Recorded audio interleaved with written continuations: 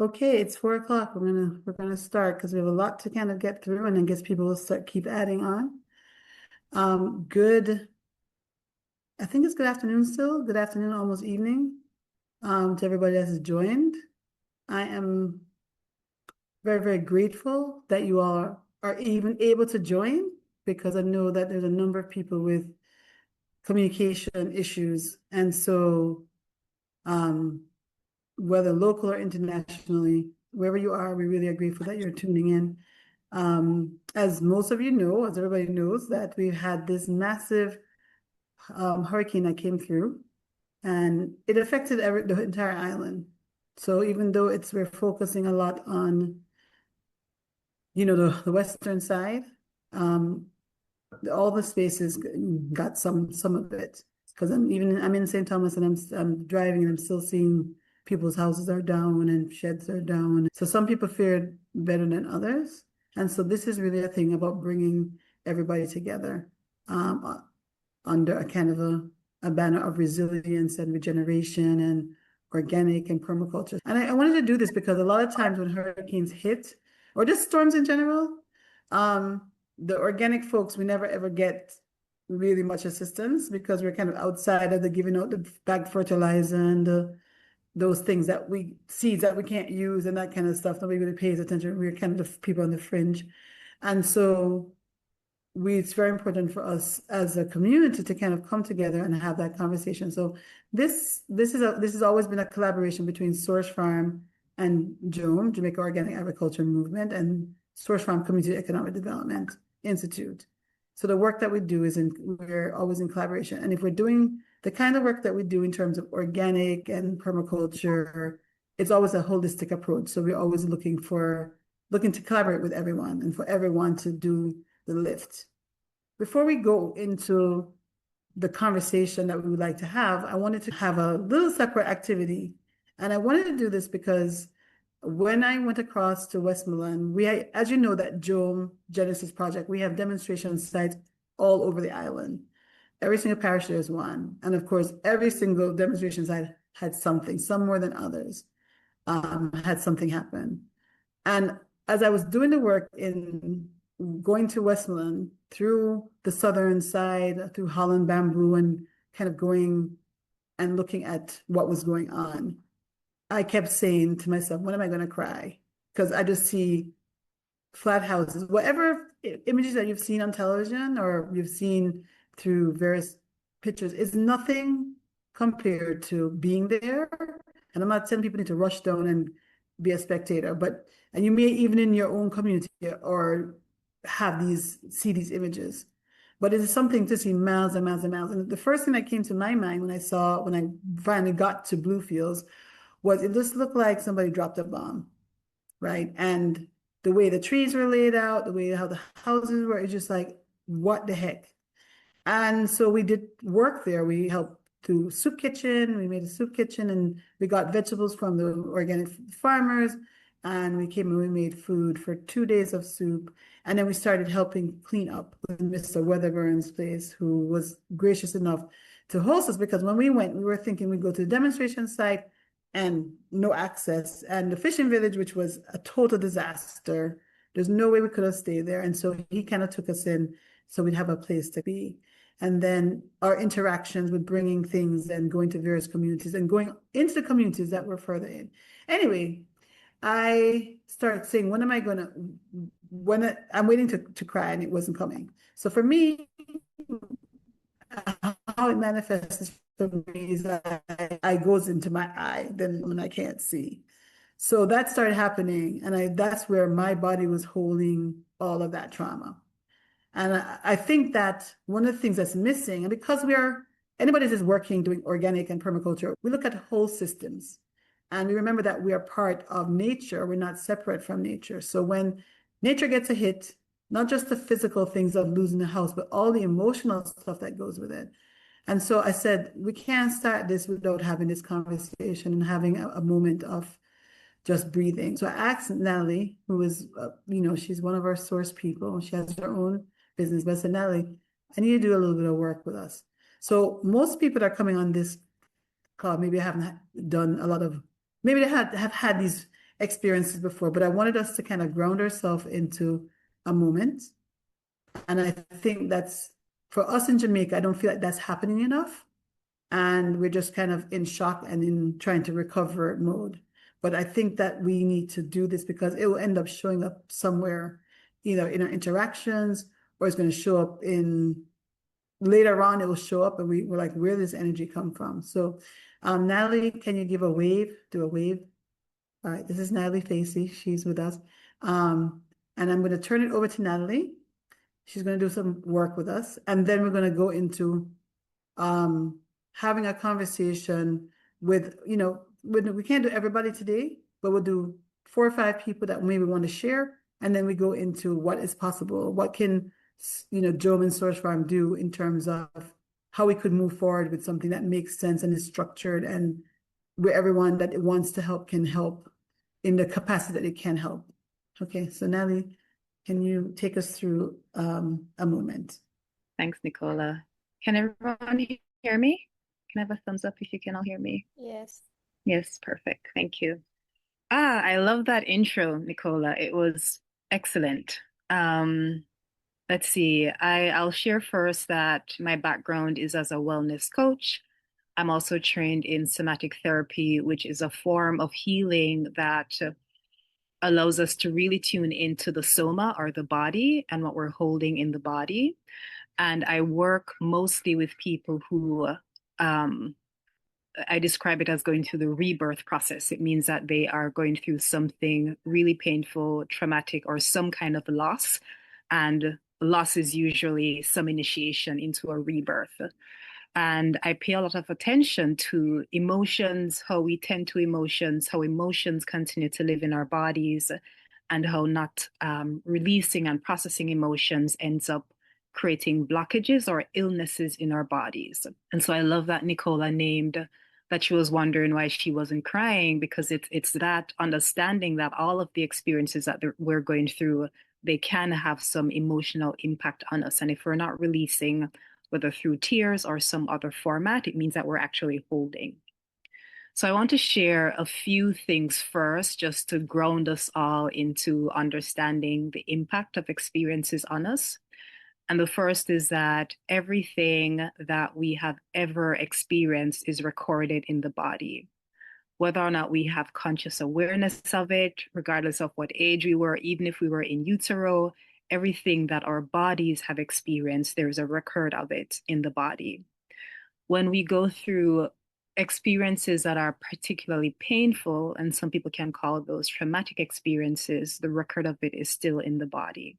It doesn't go anywhere. The body just holds that information within the body until we have the resources or enough support to process and release those things.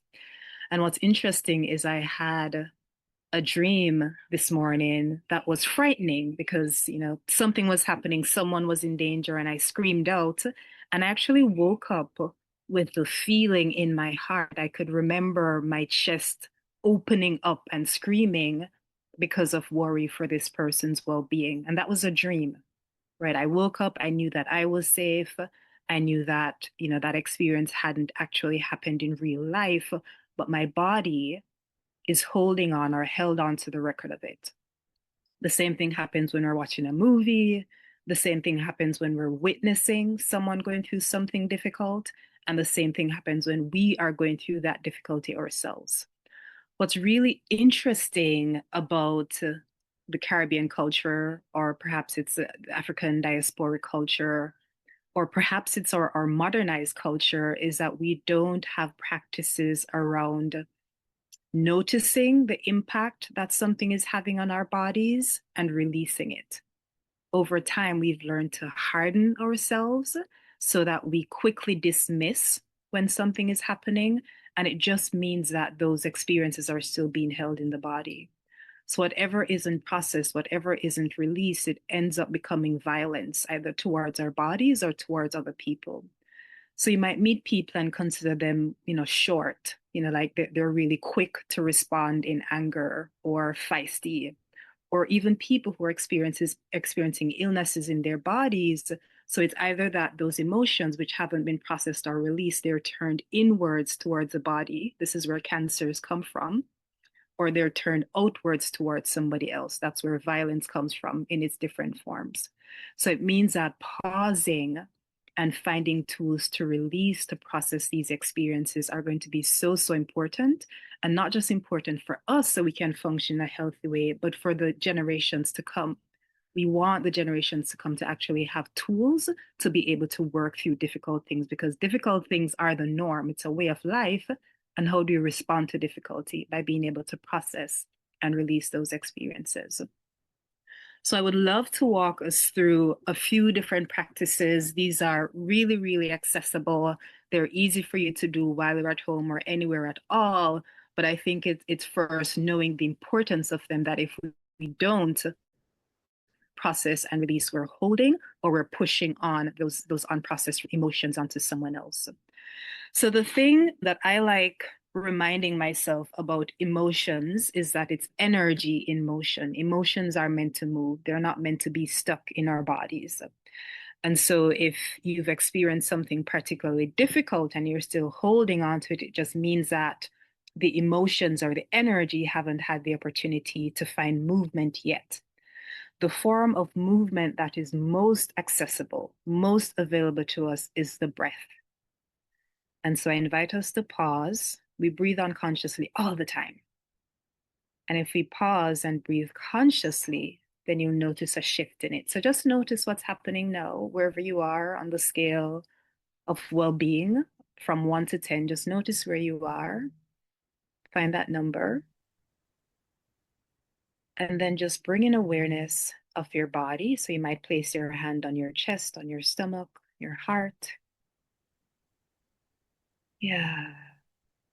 And you might close your eyes if that allows you to turn inwards a bit more.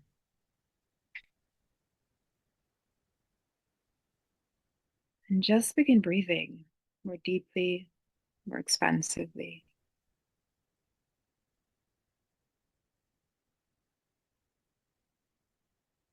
As if this moment is an infinite one. This moment of now, just breathing in this moment of now. And breathing is a way of indicating to our bodies that we're safe. Breath is life. And so when we're breathing with presence, we're communicating to our bodies that we're safe. We're regulating our nervous systems so that our bodies aren't constantly in a fight, flight, or freeze response. Retraining our bodies and showing our bodies safety. Yeah, and just notice now if you were to check in on that scale of well-being, where you'd be, wherever it was before, if that has shifted. Okay. And the other tool that I want to share is crying.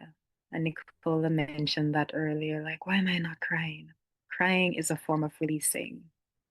And Nicola also reminded me yesterday that when you don't cry, it's more likely that you'll develop some kind of eye condition like cataracts, because the tears actually allow us to release toxins from our bodies.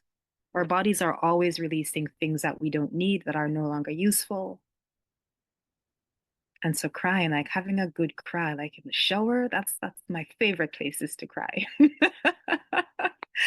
Having a good cry allows for that release.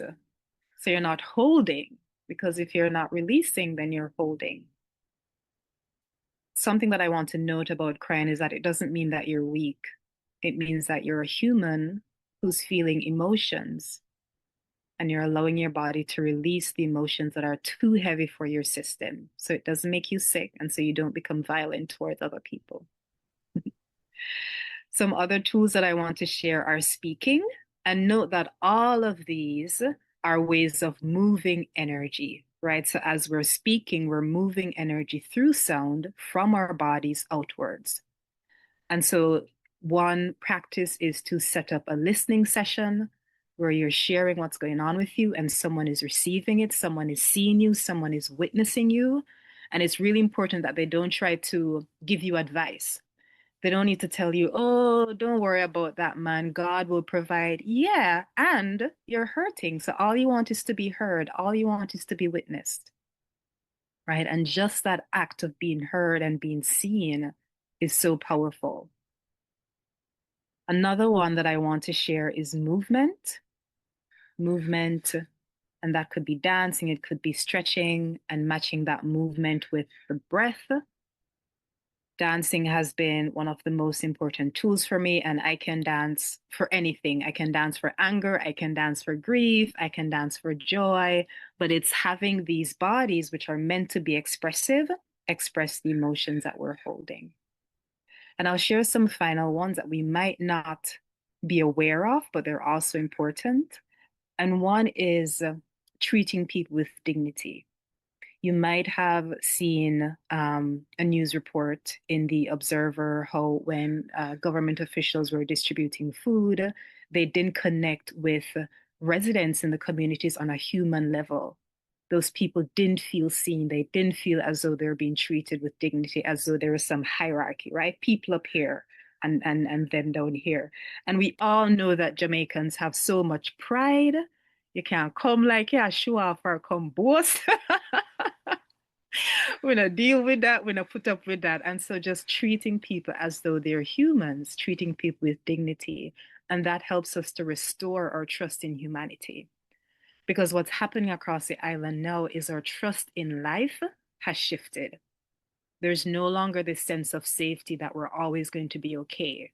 And life is unpredictable, so that can happen. But what supports that healing is when we know that community, people will always be there to catch us, to hold us, to help us to recover. So while people have lost their trust in life, can we keep showing up so that they know you are held? Whatever happens, I'm here. Whatever happens, we'll support you.